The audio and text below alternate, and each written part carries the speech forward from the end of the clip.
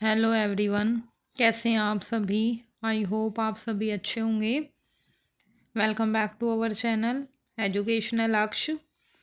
हम common error कर रहे हैं। इंग्लिश की हमारी क्लास चली हुई है डेली, ठीक है। और ये आज हम करेंगे कॉमन एरर्स विद वर्ब्स, जो सभी कॉम्पिटिटिव एग्जाम के लिए इम्पोर्टेंट है। सभी में कॉमन एरर आते हैं, पूछे जाते हैं।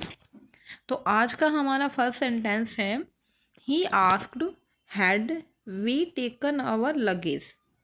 ओके, तो आपको पता ही होगा ये आस्क्ड आ गया, तो इसका मतलब क्या है? ये नरेशन आपने पढ़ी होगी, ये इनडायरेक्ट स्पीच है, ठीक है। इनडायरेक्ट स्पीच में हम क्या करते हैं?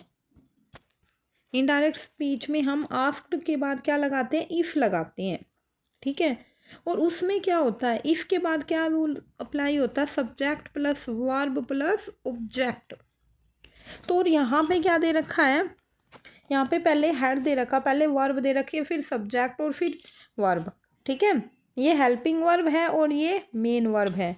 तो ये सेंटेंस कैसे हो जाएगा? He asked if we had taken our luggage.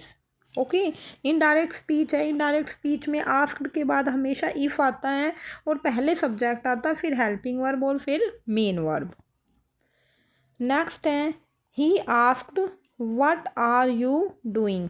देखो, इसमें आस्क्ड लगा दिया। आपको पता ही होगा कि इफ़ हम वहाँ पे लगाते हैं जहाँ पे डब्ल्यू एच फैमिली नहीं होती। यहाँ पे वी था, डब्ल्यू एच फैमिली नहीं है, डब्ल्यू एच फैमिली है यहाँ पे व्हाट, ठीक है। इसलिए इफ़ नहीं लगेगा, ये व्हाट से ही स्टार्ट हो जाएगी ये इनडायरेक्ट स्पीच। लेकिन यहाँ पे क्या है? पहले आर दे रखा, फिर यू दे रखा, फिर डूइंग दे रखा, पहले हेल्पिंग वर्ब, फिर सब्जेक्ट और फिर मेन वर्ब। तो इसमें हम क्या करेंगे? व्हाट के बाद क्या लगाएंगे? हम पहले सब्जेक्ट लगाएंगे, फिर हेल्पिंग वर्ब और फिर मेन वर्ब।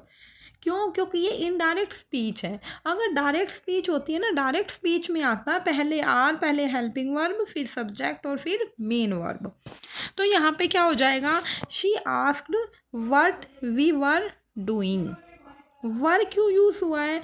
क्योंकि आर क्या है, ठीक है। इसको आपको पता ही होगा, इनडायरेक्ट स्पीच में प्रेजेंट इंडेफिनेट चेंज होता है पास्ट में, ठीक है। ठीक है, प्रेजेंट इंडेफिनेट पास्ट इंडेफिनेट में, और प्रेजेंट कॉन्टिन्यूअस टेंस चेंज होता है पास्ट कॉन्टिन्यूअस टेंस में। तो यहाँ पे क्या हो जाएगा? व्हाट वी वर डूइंग, ठीक है। नेक्स्ट है, रामा आस्क्ड टू अनिल वाहे ही इज एंग्री। देखो, यहाँ पे क्या, आस्क्ड के बाद वही कभी भी टू नहीं लगाया जाता, ठीक है। सैड टू को ही हम, आपको पता ही होगा, डायरेक्ट स्पीच में सैड टू को हम किस में चेंज करते हैं? आस्क्ड में चेंज करते हैं। लेकिन फिर ये टू नहीं लगता यहाँ पे, तो ये एरर हो गया। ओके, यहाँ पे आस्क्ड है, यहाँ पे क्या है? आस्क्ड पास्ट टेंस है ना, और यहाँ पे ये क्या दे रखा है? प्रेजेंट टेंस दे रखा है। तो यहाँ पे क्या हो जाएगा? यहाँ भी पास्ट टेंस ही होगा। क्या आ जाएगा? Rama asked Anil, okay, why he was angry. ना ही तो टू आएगा, और ये जो एम आर चेंज इनटू बोज वर, तो यहाँ पे क्या आ जाएगा? वाज आ जाएगा। नेक्स्ट है, he does not care for his money, ठीक है। यहाँ पे देखो, यहाँ पे आपको क्या करना है? एरर फाइंड आउट करना है। तो केयर ऑफ नहीं होता, फॉर नहीं होता, यहाँ पे क्या आ जाएगा? केयर ऑफ हो जाएगा। He does not take care of his money, ठीक है। नेक्स्ट है, ओनली केयर नहीं आएगा, he does not care for his money, ये तो रॉन्ग सेंटेंस है ना। यहाँ पे क्या आ जाएगा? टेक केयर ऑफ बोलते हैं हम, आपको भी पता होगा टेक केयर ऑफ बोला जाता है। तो यहाँ पे क्या आ जाएगा? He does not take care of his money. Next है, he does not care for his work, ठीक है। तो यहाँ पे क्या आ जाएगा? डज दे रखा है ना, तो यहाँ पे क्या बन जाएगा? Takes. He takes no care over his work, ये इस सेंटेंस की सही सेंस है। नेक्स्ट है,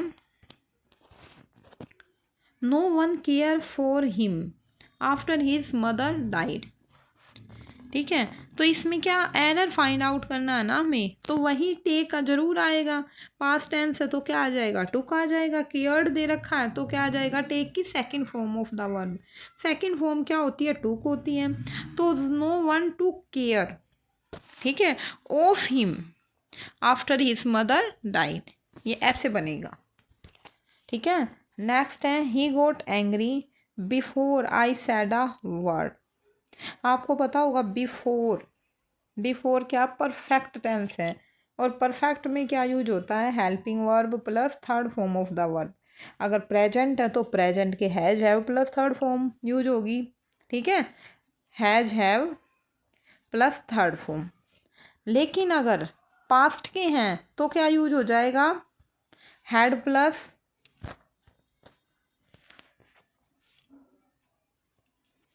अगर पास्ट है तो क्या यूज हो जाएगा, हैड प्लस वर्ब की थर्ड फॉर्म। ठीक है। तो यहाँ पे क्या है, he got angry before I said a word, तो इसमें क्या हो जाएगा, he got angry before I had said a word. Had हमेशा लगेगा, हैड प्लस थर्ड फॉर्म। क्यों लगी है यहाँ पे हैड प्लस थर्ड फॉर्म, क्योंकि यहाँ पे गोट दे रखा है। गोट क्या है, पास्ट टेंस है। ठीक है। और जहाँ पे पास्ट टेंस होता है वहाँ पे क्या लगाते हैं हम, हैड लगाते हैं। वहाँ पे हैज़ हैव यूज़ नहीं किया जाता, इसलिए यहाँ पे क्या हो गया, हैड प्लस वर्ब की थर्ड फॉर्म। आई थिंक आज की क्लास आपको अच्छी लगी हो तो like share and subscribe my channel, और कमेंट में मुझे ज़रूर बताना आज की क्लास आपको कैसी लगी। Thank you so much everyone.